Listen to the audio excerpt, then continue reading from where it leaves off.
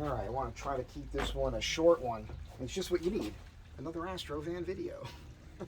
It's just, this is just about like a preventative maintenance sort of thing. I went through that issue that you guys may have seen with the engine light coming on, and the readout that I got from AutoZone. The only suggestion that it gave was to replace the intake manifold gasket, which I thought was crazy. And I went on the Facebook groups, which, you know, fair warning on that, you can't, even though these people have a lot of experience with Astro vans, more than I have, the tendency seems to be for everybody to go to the most drastic, costly issue or fix. And I'm telling you, 9 times out of 10 with any vehicle, it's usually the more simple thing. And this is the first vehicle I've owned that has fuel injection I had to do any type of work on. I'm kind of ignorant to it. I always had carbureted vehicles. I mean, I drove around for over 25 years in a 67 Dodge pickup, 318 V8 2-barrel carb. You know, motorcycles, same thing. I owned a lot of cars. They're mostly all carbureted, at least the ones I was working on. I had a few cars over the years with fuel injection, never had to do anything with them, so never learned this.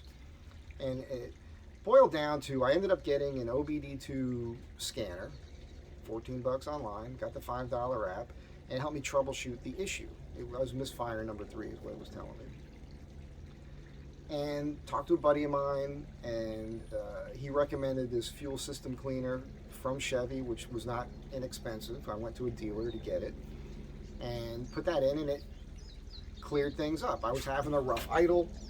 I was stepping on the gas pedal to make it go.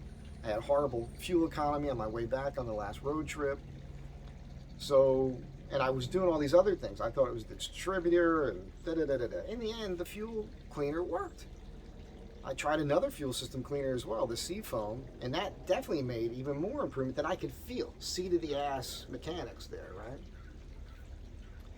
So, you know, obviously I narrowed this down to being a dirty fuel injector. Now, when the injectors are a problem, what a lot of people do is they automatically go to replacing the whole spider thing. I don't think you need to do that unless there's an obvious visual problem, right? Where it's leaking or something like that. If it's not leaking, you just need to clean them. There's a new system out there. I don't know how new it is. Probably been around forever. It's a pressurized canister. You pressurize. It's got a pressure gauge on it. You pull your chip, your fuse, so your gas pump doesn't work. You hook this in line. Have the truck run on a cleanser. I have to do that. That's going to be my next thing. I'll probably buy one of those. I talked to a mechanic that I go to from time to time. I said, I'll give you this, and then whenever I want to do it, you just do it for me for free, and then you can make money on it this whole time. Because they're not that expensive. I'm kind of shocked that not everybody has them. Warzone, another helicopter. Anyhow, that's just what I want to say.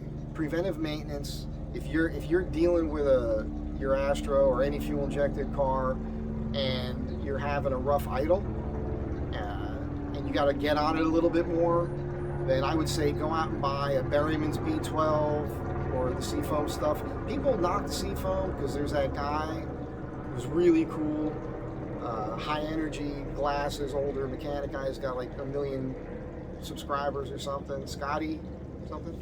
He's great. But like 7 years ago, he kind of crapped all over the Seafoam thing, like saying it's for marine engines. A 4-stroke engine is a 4-stroke engine. It's going to do the same. It's going to be fine. You're going to be okay with it. So there's that. There's the Chevy cleaner. And you can do what I did. I spent countless hours doing research on all of these different fuel additives and looking at the results and the borescope pictures and what they do and everything else. And I can tell you, I did it and it worked. Fan's running super smooth. It's got more power, better gas pedal response, and I just looking at my fuel gauge, I can see it's not moving as fast as it was. But you know, if you haven't changed your fuel filter yet, you should do that. You know, basic stuff. Dump some fuel additive in there from time to time, but one of these more heavy-duty cleansers. I mean, look, when people are talking about the idea of maybe possibly having to replace your entire spider injector, why wouldn't you spend anywhere from $5 to $20 on something that you can just dump in your gas tank and at least see if that works first? don't always jump to the most costly thing, is all I'm saying. Relax, take it easy. It's a psychological thing. There's something weird going on there. And take the advice you get in these groups with a grain of salt.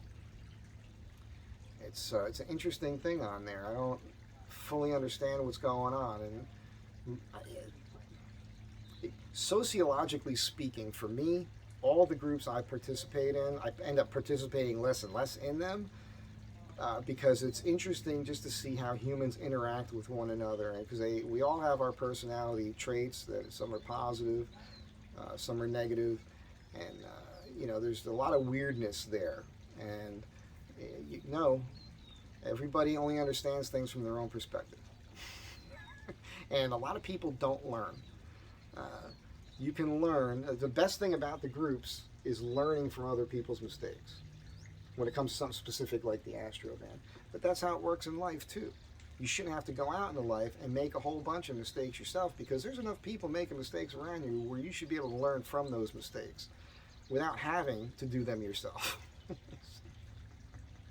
Just, well, I don't know, it's like, this is basically a common sense video, you know. I have a der moment every day practically, so I'm trying to help you avoid the ones I'm having, and that's it. Fuel additives seem to work. They're working for me when it comes to these dirty injectors. So relax. It probably isn't as bad as you think. Do some research, and I mean, take the advice you get from people with a grain of salt a little bit, and you know, stay positive. You know, be good to each other. Have a great day. Next time.